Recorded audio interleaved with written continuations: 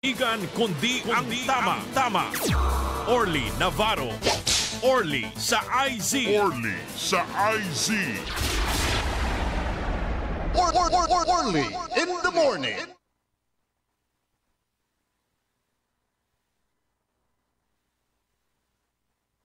Good morning. Naimbag nga bigat kanya yung amin na po. Araw ng Sabado, ngayon ay September 27. At oras po ng Orly in the morning. Makakasama niyo po sa pangalan po ni Kaaron Orly Navarro. Ako po si Liway Manantan ni Paragire. Magandang umaga po. At syempre sa technical kasama natin Kaaron Edwin Inong.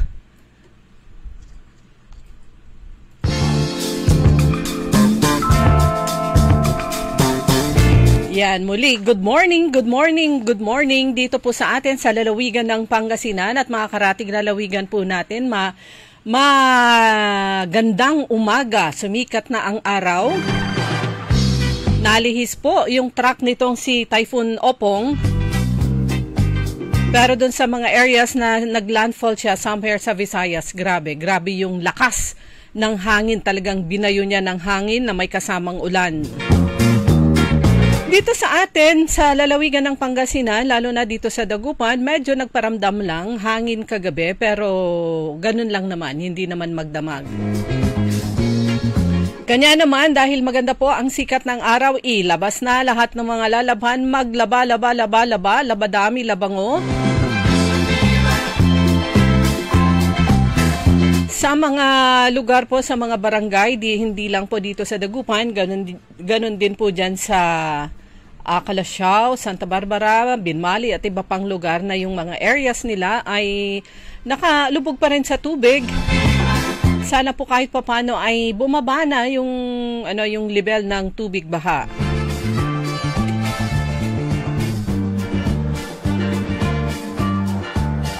Pero sa usaping nasyonal ay tuloy-tuloy po na umiinit actually yung usapin at yung mga investigations patungkol dito sa flood control scandal.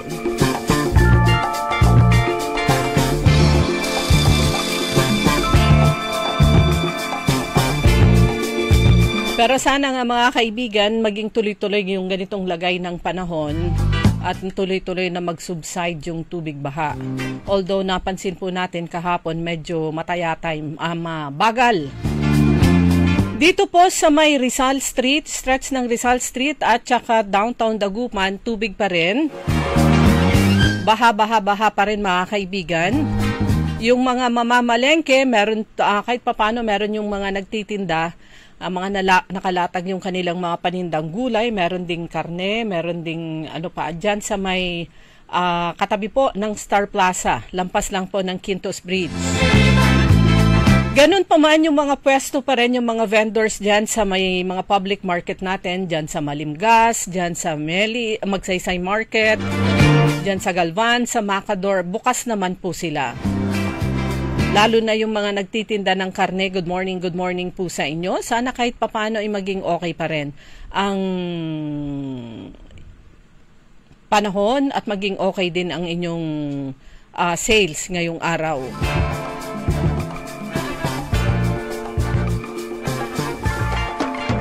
So si Opong, hinagupit niya ang Eastern Visayas and Southern Luzon.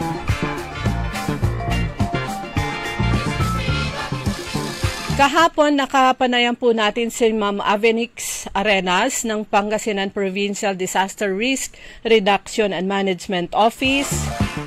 Nakakuha po tayo ng initial partial reports on damages na dulot naman nitong si Typhoon Nando. Ayan, si Nando bago si Opong.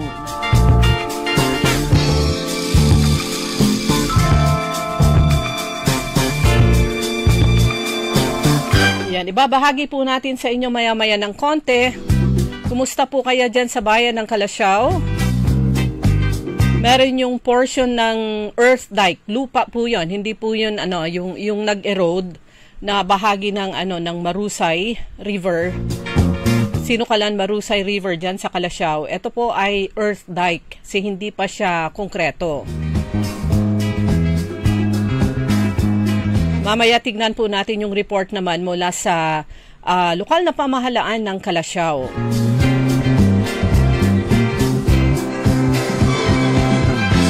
Itingin po tayo ng advisory mula naman sa Pangasinan Provincial Disaster Risk Reduction and Management Office. 30 minutes ago yung post po nila, situation update. Level ng tubig sa San Roque Dam tumaas ng konti kumpara kahapon. Yung konti na yan, yung nakikita lang po natin pero malawak, napakalawak kasi nung dam. So yung level ng tubig kahapon, yung base sa report na inilabas ng Pangasinan PDRRMO kanina, 30 minutes ago, nasa 272.84 meter above sea level ang level ng tubig.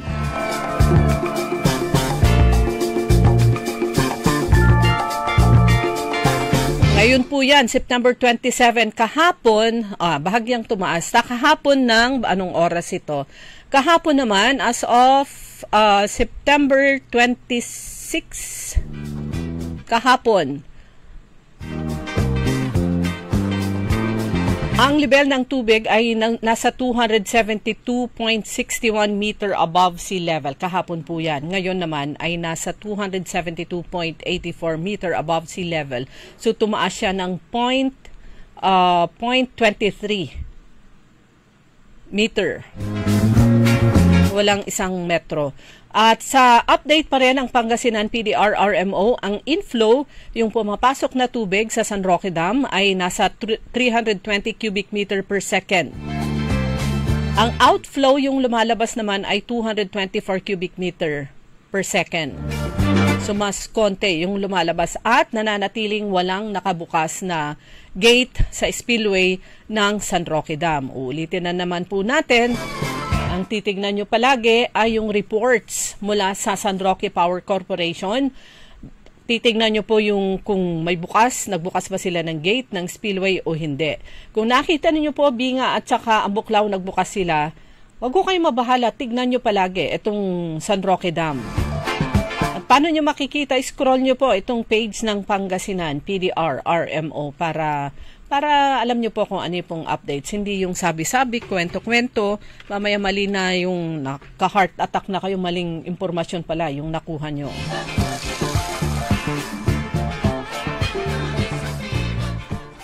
So ano bang mga ganap dito sa ating lalawigan? Mamaya try nating i-contact naman ang Municipal Disaster Risk Reduction and Management Center ng Bayan ng Calasiao.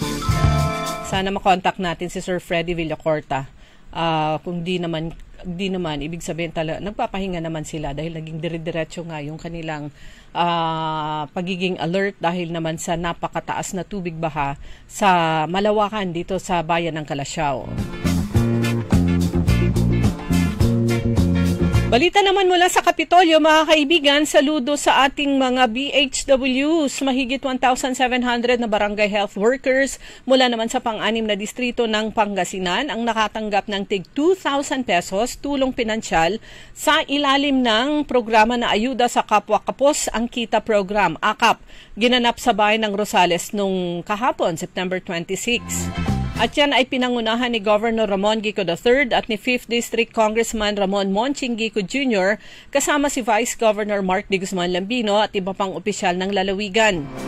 Ang nasabing pamamahagi ay bilang pagkilala sa mahalagang papel ng mga barangay health workers sa pagbibigay ng serbisyong pangkalusugan sa bawat barangay.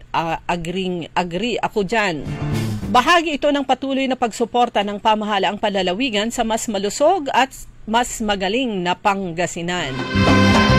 Alam nyo, itong mga barangay health workers at iba pang mga miyembro ng barangay family, sila po yung mga frontliners sa implementation ng mga programa, hindi lang ng lokal na pamahalaan, kundi hindi lang ng provincial government, kundi ganun din, lalo na ang mga programa po at proyekto ng national government. At sana pag ganyang may mga ayuda, mga food packs, mga relief goods, para sa akin sana maunang bigyan itong mga barangay health workers. Ayan, hindi na kailangang pumila yung kanilang mga pamilya. Sana sila na yung unang bigyan dahil frontliners sila eh. Ganon din yung iba pang barangay family. Pero kapag yung sa isang pamilya merong BHW, merong barangay CVO, sana isa lang, hindi yung isa barangay health worker, yung isa ay CVO o kaya barangay tanod, dalawa yung sa kanila, isa na lang para naman mabigyan pa yung iba.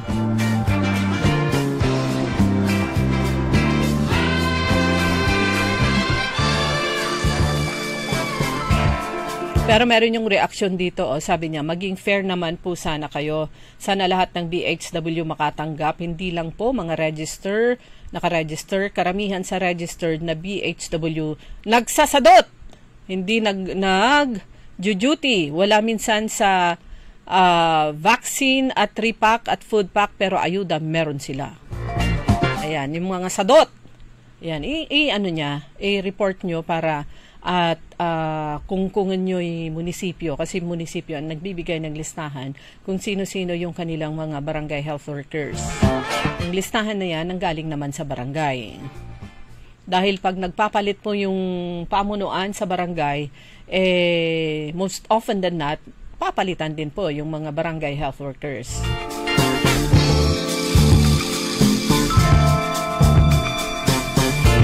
So yan po, medyo may mga, syempre kahit sino naman, ay talagang may masasabi pag ganyan. Adati sadot, adati naggagat, pero nagijay sadot, isuda pa iti umuna nga pumilpila, ay nyamatan. Yung sadot, Ilocano word yan, ibig sabihin tamad.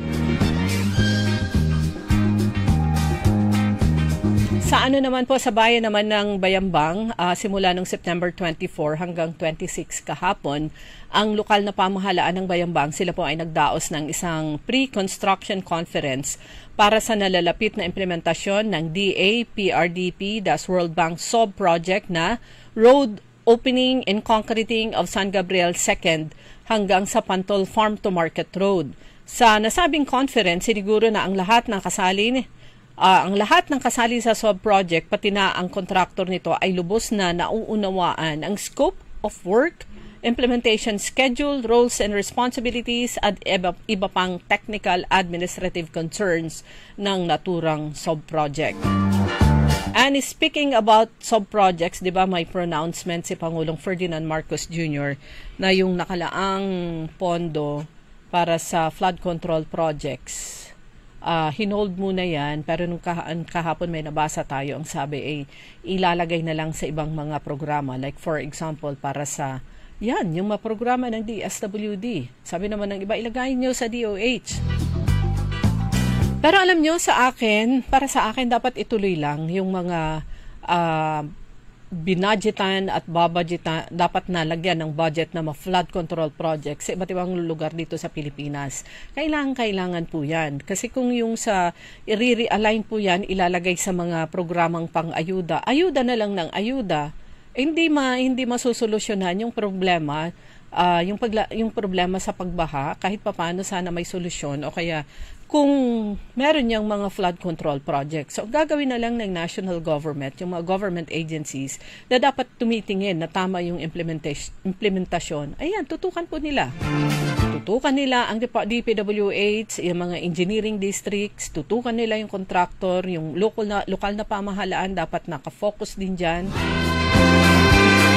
Para honest to goodness, yung pagsasagawa ng mga itong mga tinatawag na flood control projects, hindi yung totally tanggalin. Hindi, wag naman po.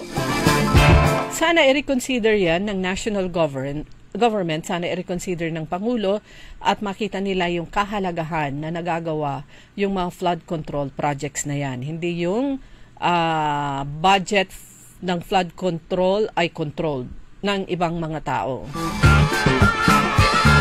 Talaga naman yung mga reports, yung mga isinisiwalat ng mga taong naging involved, may partisipasyon dun sa mga implementasyon ng questionabling mga flood control projects. Talagang nakakapanghina, nakakasuka, nakakainis, nakakagalit, pero para sa akin talaga kailangan pa rin ituloy yung mga flood control projects na yan na matutukang maigi, pati na yan yung Commission on Audit, na kung bakit naman mga nakalusot yung mga yan, at DPWH sa ilalim ng bagong secretary, matutukan yan dahil importante po yung mga infrastructure project. At tingnan nila, tama nga ba yung lokasyon?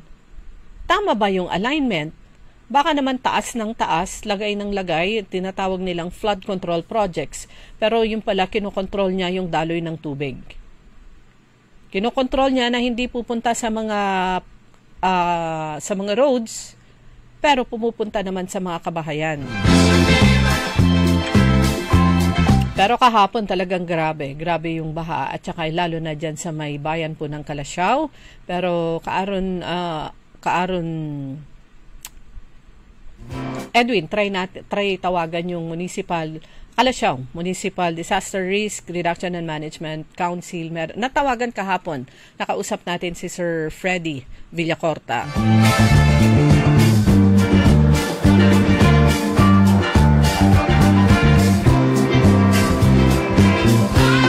Good morning at maraming salamat kay Sir Peter Fernandez. Maraming salamat po sa inyong pagmamahal na ibinahagi po sa DWIC Dagupan. Sa aming uniform na dinonate ni Sir Peter Fernandez. Maraming salamat po. Good morning kay Kaaron Aurea de Guzman dyan sa Salapingaw.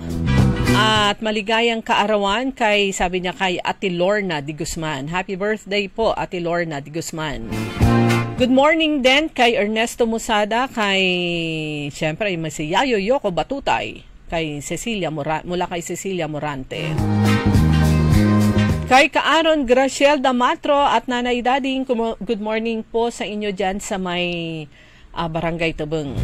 At siyempre kay Mamata and Tropa, dito sa may dito sa kapitbahay namin. At syempre kay DC Vian Venice Chua, magandang umaga po.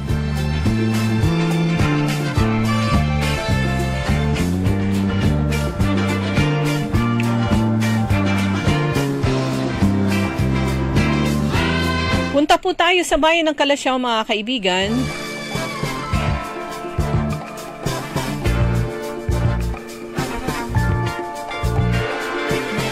Tumitingin tayo ng updates.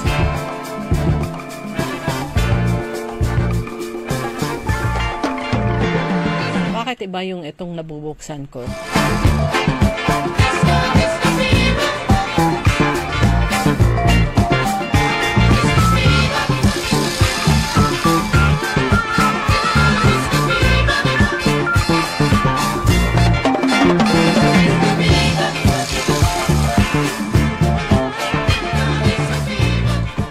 Okay, tignan po natin yung mga updates mula naman sa bayan ng Calasiao. So, ayan po sa lokal na pamahalaan yung naka-schedule na Saysay na Calasiao. Saysay na Calasiao, an invitational performance, intergenerational storytelling. At yung isa naman, Faces of Calasiao. Ito po ay celebration of beauty, rooted in the rich history and vibrant culture of the municipality. Dahil naman sa sitwasyon po dyan, na-postpone po ito at ang bagong date niya ay October 8, alas 9 ng umaga sa Calasiao Sports Complex.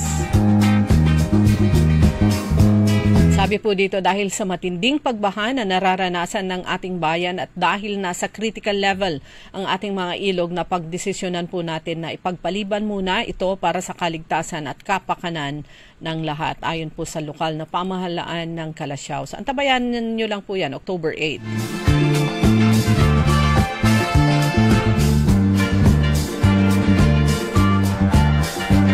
So, as of 5 p.m. kagabi, nasa higit 10 feet above normal level. Ito yung critical status, ang tubig sa Marusay Sinukalan River. Kahapon po yan, alas 5 ng hapon.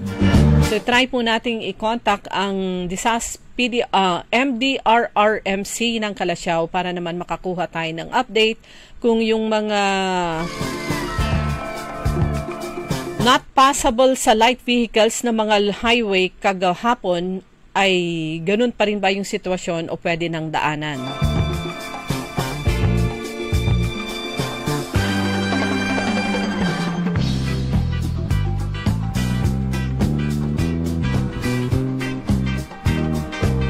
Pinakagrabe talaga plus na apektado sa pagbaha itong bayan ng Calasiao plus syempre maraming barangay din dito sa lungsod ng Dagupan. Ito po yung katabi mismo ng bayan ng Calasiao. Yung dinadaanan ng kadugtong ng Sinukalan Marusay River ng Calasiao, dugtong po yan dito sa atin at lalabas dito naman sa Pantal River.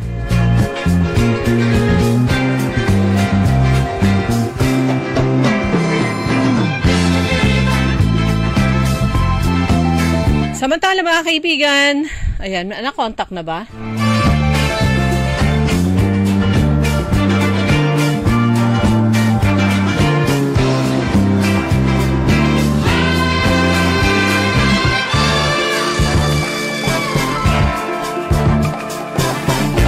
Kaibigan, atin pong makakapanayam si Sir Freddy Villacorta ng Bayan ng Calasiao.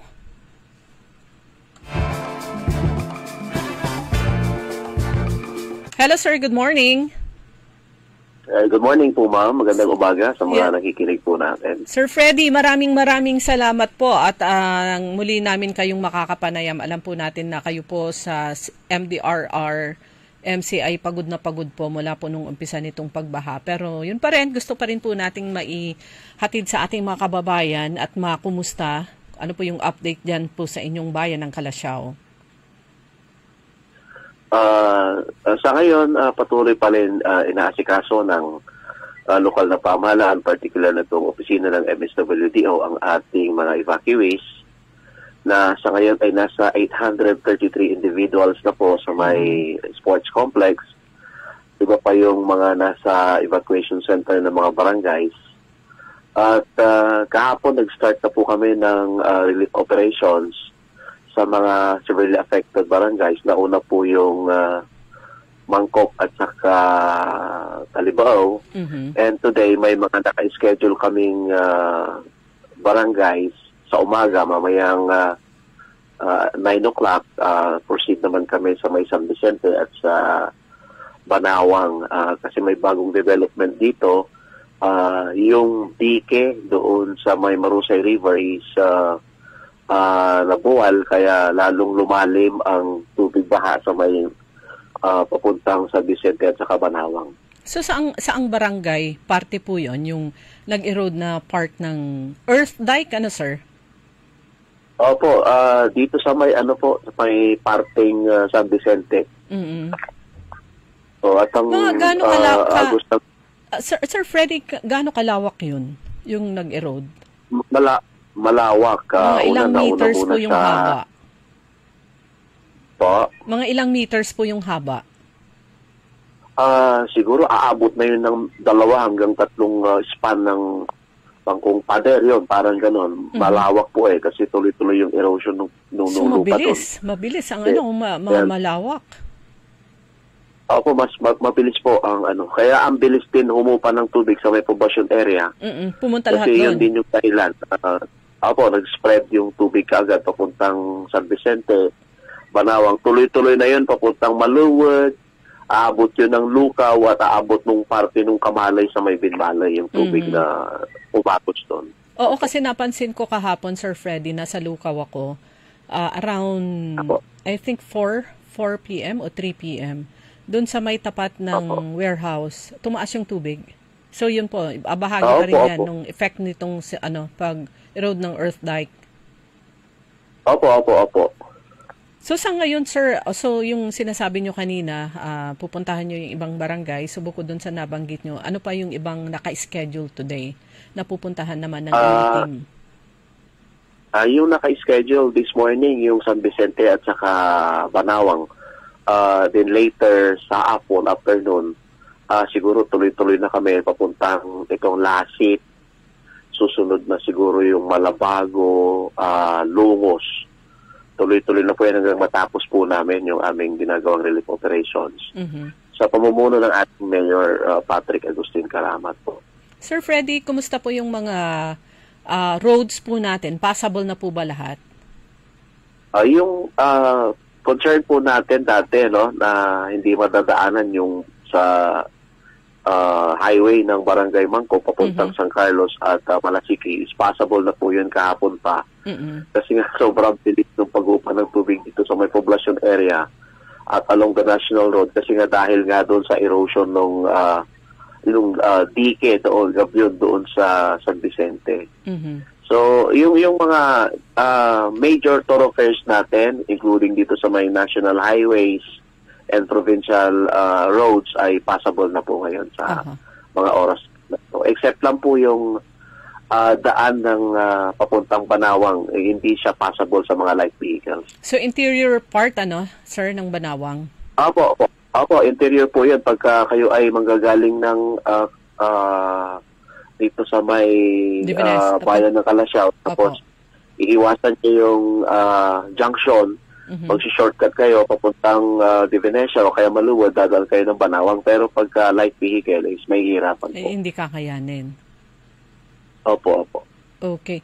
Sir, sa inspection po, sino-sino po yung kasama ng taga-LGU, nina Mayor ninyo, sino po yung ibang mga kasama dun sa inspection na isinigawa dun sa affected area?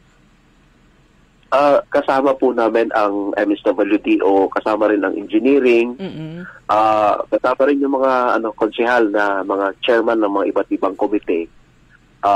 At comprehensive ang ginawa na namin pagkatapos ng naunang baha dun sa pag-aaral sa dahilan o sanhi ng pagbaha sa ating bayan.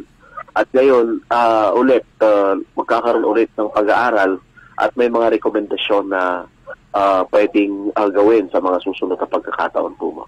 Wala pong kasamang representative, sir, from DPWH? Wala po, pero may mga reports na po kaming ginawa na isasubmit sa kanila. So ano po yung initial recommendation po at how soon may i-address yung nasabing butas na bahagi ng earth dike? Malaki at saka malakas yung agos ng tubig. Una, nung na-report sa amin, ang unang iniisip namin ng lokal na paamalan is magkanda kami ng sandbagging. Pero nung makita namin, imposible na gawan kasi masyadong malawak at masyadong malakas. Tsaka malalim siguro, sir? Malalim? So, malalim po. Kailangan talagang intaying humupa yung tubig baha at agos. Saka natin talagang ma-assess at makakompute kung magkano talaga ang pinsala at magkano kailangan gawin. At i-recommend sa DPWH na agarang i-repair. Kasi kung magkakaroon ulit ng ganong sitwasyon, ganon ulit ang mangyayari sa dalawang barangay. At maapektuhan eventually yung Lukaw, yung Maluwad at saka yung part ng Binmanoy. Kaya kailangan talagang ma-address yun. Ang alam ko sa Lunes, mayroon yata sa session ng Sangguniang Bayan, ang pagkakaalam ko, na-invite po ang DPWH para itanong itong mga bagay na ito na patungkol sa ating bayan ng Kalasyaw. Sir Freddy, yung kabilang side ng nasabing ilog, na siya? Konkreto na? Mayroon na siyang concrete sheet file doon. Kaya stable yung area na yun, yung lugar na po yun. Pero yung naka-program na yun, sir, yung kabilang side? Yung kabilang side, meron siyang dike, pero yun yung gabion type. Ito siguro mga 9 to 10 years ago pa yun na bumigay. Kaya siguro kailangan talaga ng rehabilitation. Oo. So, 10 years ago yung nagkaroon ng erosion ng earth dike doon sa party na yun. Hindi po. Yun? 10 years ago nung gawin yun, na area na yun. Pero when was the last time na may... Yes, sir. Sir Freddy, when was the last time na nagkaroon ng erosion sa stretch na yan ng Sinukalan Marusay River? Wala naman. Wala pa po. So parang ang ginawa doon kasi, first time po. Sa bagay sa na rin, sa laki ng volume na tubig galing sa mas mataas na bahagi ng dyan sa kabundukan ng Benguet, sir? Siyempre, pababa lahat sa atin. Opo, hindi na po kinaya nung ilog natin kasi po, makikita po natin, may mga earlier na pag-apaw na dito sa may may southern part ng aming mga barangays na talagang naghanap na madadaanan yung tubig. Pag-apaw mula doon sa Santa Barbara na part ng Sinukalan River patungo doon sa mga barangay. Naghanap talaga ng daan niya. Kasi sobrang lakas ng agos ng tubig dito sa may Sinukalan River. Ano pala, Sir Freddy, sino po yung una nakapansin at nakapag-report po sa barangay o dyan sa opisina nyo patungkol doon sa nasabing erosion?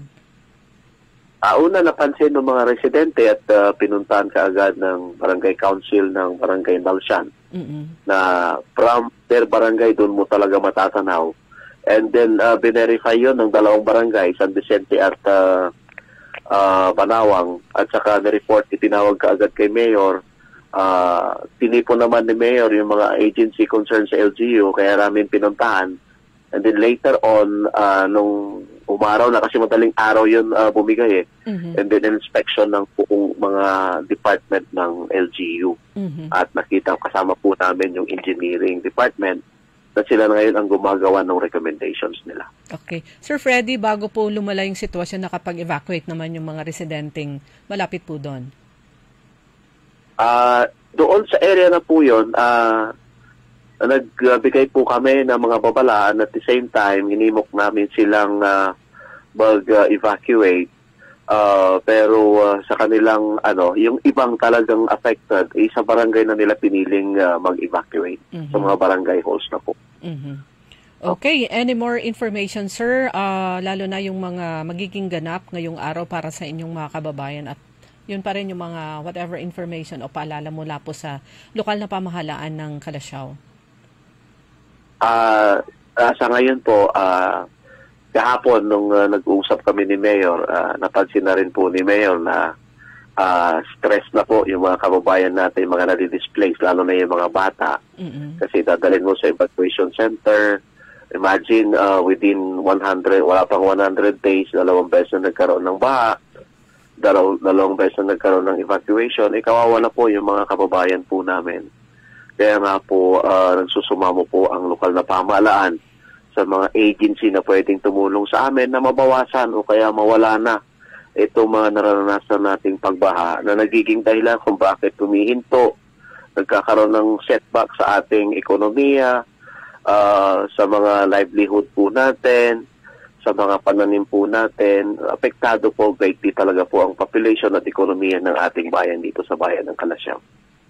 Ano pala, sir, naalala ko lang. So, okay na po dyan sa palengke nyo. Kasi sabi nyo nga, mabilis na humupa yung tubig dahil naman sa naging problemang yon sa may bahagi ng Sinukalan Marusay River. So, okay na yung, hindi na po baha? Okay na po. Okay na po dito sa poblacion area po, ma'am. Okay na siya. At yung ano pa pala, sir, free libreng sakay? Opo, yung libreng sakay po namin yun yung kasagsagan ng baha na hindi pa pwedeng makapenetrate yung mga sasakyan, lalo na doon sa may area ng Mangkok. Pero sa ngayon, dahil sa okay na, may mga sasakyan na nakakadaan, tricycle, mga jeep, mga kotse. Kaya yun lamang po sa mga may mga sasakyan na ng LGU na yung mga humihingi na lang po, yung tumatawag, nagpapasaklolo ang ina-assistihan ng ating lokal pamahalaan sa ngayon po. Okay. Sir Freddy, kami po dito sa DWIC Lubos na nagpapasalamat po sa inyo dahil napakadaling i-reach out po kayo, makontak at laging handa para magbigay naman po ng update. Ito naman po yung mga nakukuha po namin sa inyong mga update, hindi lang para sa mga taga-Calasiao, kundi para din sa mga residente din po ng Dagupan na affected din ng pagbaha. Plus, syempre, makababayan po natin dito sa lalawigan. Sir Freddy, maraming salamat po. Alam po natin, pagod na pagod po kayo. Thank you very much din po, ma'am. God bless po tayong lahat po, ma'am. Okay. God bless din po at ingat po. Mga kaibigan, yan po si Sir Freddy Villacorta ng Municipal Disaster Risk Reduction and Management Center, Officer ng Bayan ng Calasiao. Taos puso, ako po ay nagpapasalamat po sa inyo dahil napakadali po kayong i-reach out, napakadali po kayong tawagan at makausap at magbigay ng agpapaunlak po na ma-interview ng live via phone patch dito sa aming himpilan. Maraming salamat po. Alas 6:45 na po ng umaga, babalik po ang Orly in the Morning. Time. It is now 6:45. That time check was brought to you by ACS Manufacturing Corporation, ISO certified, world-class quality. Ladies and gentlemen, the new face of your favorite restaurant in Dagupan City. The original party place in town. The Music Warehouse Club, Dagupan City. No need to go to Manila's top bars like Silo and BSK Club. Dagupan has it all. Fully air-conditioned with free entrance, free parking, and restrooms for all. Doors open at 7 p.m. Do well, live well, and dress really well. Find us at Paris Street, Barangay Pogo, Chico. Contact us at 075-522-2617. Reserve your tables now. Sa panahon ngayon, kau ba'y sigurado? Kau ba'y protektado? Ang pamilya ay i-shield mo. Laban sa bakterya, i-shield mo. Laban ng pati virus, i-shield mo. Shield Bath Soap. Inatay sa 99.9% sa bacteria and virus tested. Bilip Iray Experto at Philippine Nurses Association. Sa sakit protektado, i-shield mo. Pamilya protektado, i-shield mo. Shield Bath Soap. Manufactured by ACS Manufacturing Corporation. ISO certified, world-class quality. ACS. Get ready! Some of the biggest names in the world of golf are set to wow sports fans. International Series Philippines presented by Bingo Plus. Debuts in Manila from October 23 to 26 at the prestigious Santa Elena Golf Club. It's more than golf. Enjoy headline concerts, live music, and interactive fan experiences. Tickets are available now at SM Tickets with free entry on Thursday and Friday. Don't miss this ultimate celebration of golf. International Series Philippines is presented by Bingo Plus. Gambling is for 21 years old and above only. Gambling can be addictive. Know when to stop. International Series Philippine and Bingo Plus. Bingo sa saya, plus sa panalo. Tickets available now at SM Tickets. Mga suki, narito na ang pinakabago at budget-friendly na grocery outlet sa Kalasyaw. Ang Victoria Place Magic Supermarket. Housewares, school and office supplies. Mura at best quality ang mga groceries. Komportable at sa bayan pa mismo. Magic Supermarket. Housewares, school and office supplies sa Victoria Place. Poblasyon Kalasyaw, Pangasinan. Magic Kalasyaw Supermarket, Housewares, School, and Office Supplies is now open to serve you from 8 a.m. to 8 p.m. daily. Located at Victoria Place, Poblasyon Kalasyaw, Pangasinan. Nanlapo at #1 Smart Dishwashing Paste. Ang galing-galing mo. Smart dishwashing paste ko. Pritong ulam na masebo. Plato at kaldero. Ang galing for everyday. Untan no say dishwashing paste at Smart. Walay double tanggaling formula. Tanggal galing susebo tan bakterya. Pahit para walang pahit. Linis fantastic sa metal at plastic. #1 ko to. Tanggaling-galing mo. Smart dishwashing paste. Heavy duty linis sukada pahit. Smart Dishwashing Paste. Manufactured by ACS Manufacturing Corporation. ISO certified, world-class quality. ACS. High blood, salot, milyong-milyong katao na ang namamatay sanhi nito. Kaibigan, baka ikaw na ang susunod. Ako ay si Maria Lunag ng Cordon Isabela, 16 years old. Yung asawa ko may diabetes, cholesterol, may high blood. Narinig ko sa radyo, mabisa daw yung Pau capsule. Bumili ako, pinainom ko sa asawa ko. Gumaling siya at lumakas. Kayo mga kabarangay ko, gumamit na kayo ng Pau capsule. Kalusugan mo garantisado. Kaya kaibigan, buhay mo'y ingatan. Mag-Aldrich Pau de Arco Herbal Capsule na para kalusugan mo ay garantisado. Sumasakit ang katawan, kumikirot pa ang iyong tiyan. Ang mabisang palaban ay Pauliniment. Mabisa ang Pauliniment, may sikap mo extract ingredient. Mabisa ang Pauliniment, mag-Pauliniment. Pau, pau, pau, pau. Walang aw sa pau. Methyl salicylate plus menthol plus Camphor is the generic name of Aldrich Pauliniment. If symptoms persist, consult your doctor.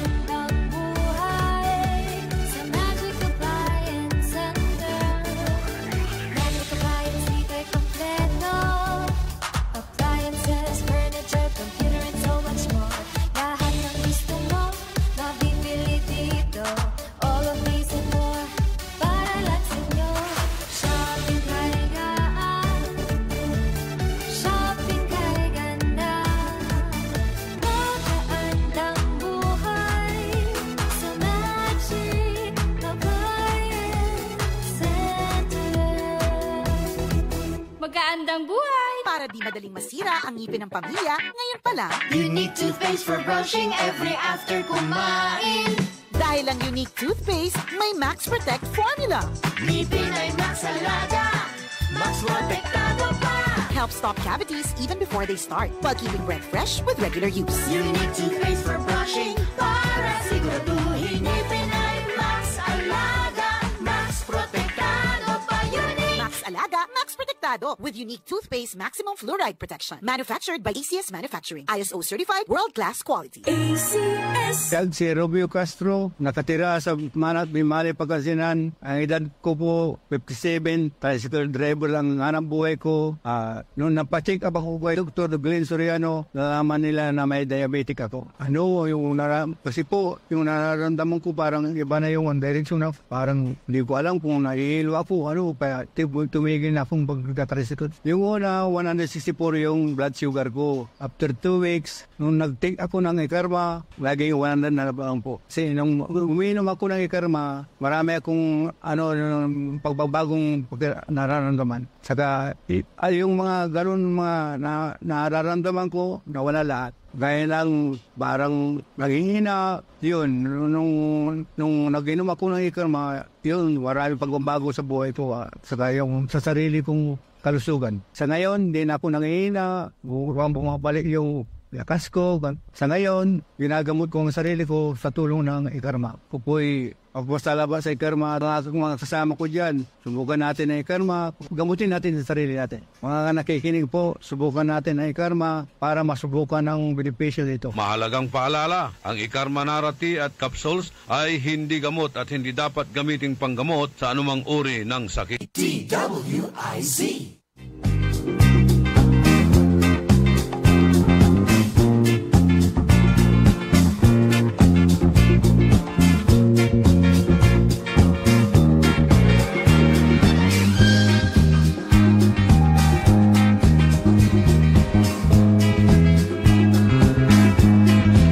Oras na po natin, alas 6:53 at nakikinig pa rin po kayo sa Orly in the Morning. Sa ngalan po ni Kaaron Orly Navarro, kasama nyo pa rin Liway Manantani Paragire.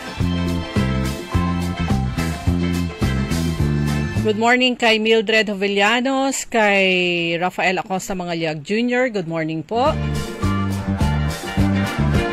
MJ Torio Garcia, Benjamin Tan, Kuya Benji, good morning. Cecilia Morante kay Gaheto, Emasa Landingin, Benjamin, good morning. Kay Jean Magsano at sa iba pa, magandang umaga po sa inyo. Sana po ay okay po kayo na kahit yung iba po sa inyo ay lubog pa rin sa tubig baha, ang inyong mga kabahayan ay, sabi po natin, ingat-ingat po. At alam naman natin mga Pilipino, kahit mga ganyan, ay nakukuha pa rin po natin, nagagawa pa rin po nating mag-smile at tuloy ang buhay. At sana kung ano man po yung mga ayuda, tulong, food packs na prepare ng mga local government units o yung iba pa, ay makarating po sa inyo. Makarating sa atin kahit na dun sa mga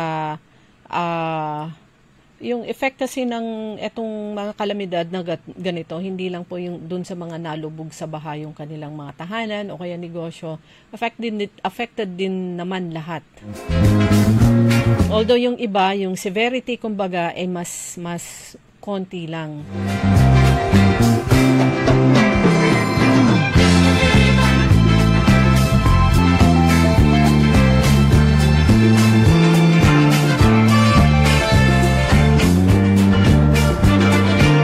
Gusto lang natin ibahagi din itong post ni Congressman Arthur Celeste ng 1st District. Meron siyang ipinost kasi tungkol dun sa may isinagawang distribution ng AX ba yun?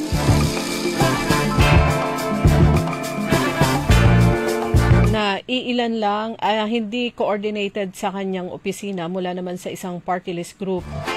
At may mga nag-complain na parang nabawasan yata, maliit yung ibinigay sa kanila. Sabi niya ay hindi coordinated dun sa kanyang opisina.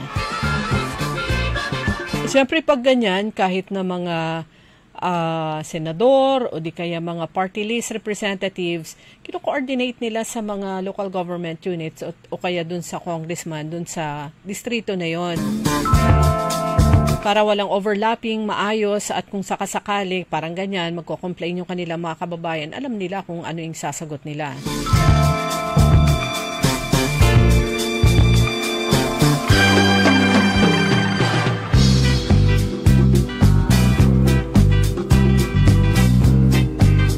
Ulitin ko po yung update mula sa Pangasinan Disaster Risk Reduction and Management Office. Nananatili pong sarado lahat ng gate sa spillway ng San Roque Dam. Sarado po lahat yan.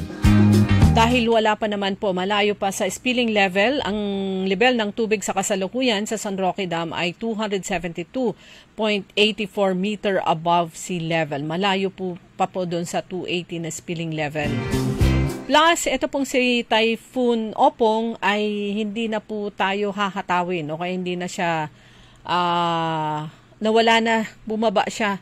So, from Visayas, ang entry niya, somewhere sa Visayas din mukhang ganun ang magiging labas niya. So, tayo, medyo okay po tayo. Nalihis po yung bagyong si Opong. So, yung hagupit niya, hindi natin, palagay ko hindi na natin mararamdaman. At walang nakataas na gale warning, ngunit nakataas pa rin ang TCW Typhoon Wind Signal number 1 sa western portion ng Pangasinan. Kaya ang sabi po ng PDRRMO, huwag muna pumalaot, naka-all caps po yun.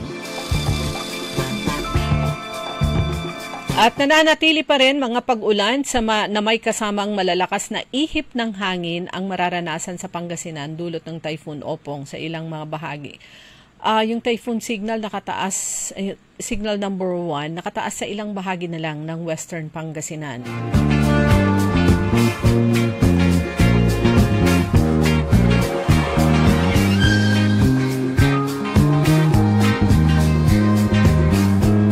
Naglabas naman ng saloobin itong asawa ni former speaker Martin Romualdez. Sabi niya, yan si party list representative Yeda Romualdez. Alam niyo yung ginawa nila bago natin basahin to. Sa party list kasi 5 yung representatives. Number 1, so kung makakuha sila ng total votes na pwede yung 3, pasok talaga yung 3. So itong si Yeda Romualdez, dati siyang representative ng party list, pasok talaga siya, siguro natapos na yung 3 terms niya. So number 1 yung kanilang anak. And then my number 2, my number 3, I think number 4 siya sa mga representatives, sa nominees. So yun nga, nanalo 3 seats ang tingog. Kasi naman talagang etong si Martin Romualdez talagang ingkungkung to. Saray congressman all over the country. Kaya napansin nyo, may mga congressman po tayo dito sa Pangasinan talaga ang kineri nila ay tingog party list. Nakatulong sila para makakuha ng 3 seats. So, nangyari, pasok yung number 1, yung kanilang anak. Tapos, nung pinag-resign, posibleng basta magre-resign nyo. O kasama na sa agreement, yung number 2 and number 3. So, itong si Yeda, nakapasok siya. So, congressman na naman siya, party list representative. Pero sabi niya dito, dahil sa kagagawa ng mga kalaban ni Martin sa politika na pagtatanim ng mga testigo, galit na galit ang husband ko kanina, sabi niya, post niya ito kahapon. Tumaas ang blood pressure niya sa galit dahil doon sa testimony nung dating security ni Saldico, that bodyguard is so obvious lying in Senate, sabi niya. Itong, according to my husband, bahagi lang to, medyo mahaba. After his treatment, we will file charges to that guy as soon as maging okay na ang kalagayan ni Martin. So, na-ospital si Martin Romualdez dahil sa galit. Tahitahimik siya kasi, ngayon bigla siyang sumabog sa galit.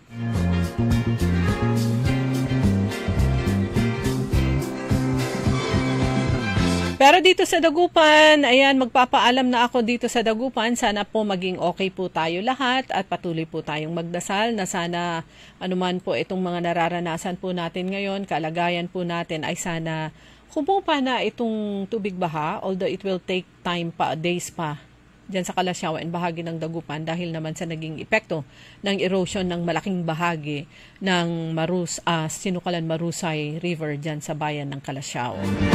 Mga kaibigan, susunod na po ang e-Karma Health Forum na bahagi ng Early in the Morning. Maririnig nyo po yung programang nung nakaraang Sabado. So replay po tayo. Kaya magpapaalam na ang inyong lingkod. Magkakasama pa rin po tayo sa next week ng ilang araw bago makabalik po si Ka-Aaron Orly mula sa kanyang leave. At Todo Balita, alas 5 hanggang alas 6 naman, Lunes hanggang Sabado. Dito sa Early in the Morning, sa ngalan po ni Ka-Aaron Orly Navarro at sa technical kasama po natin sa Ka-Aaron Edwin Inong, inyo pong nakasama. Ako po si Liway Manantani Paragire. Happy weekend at ingat po palagi. Ang balitang ito ay inihatid sa inyo ng Bingo Plus.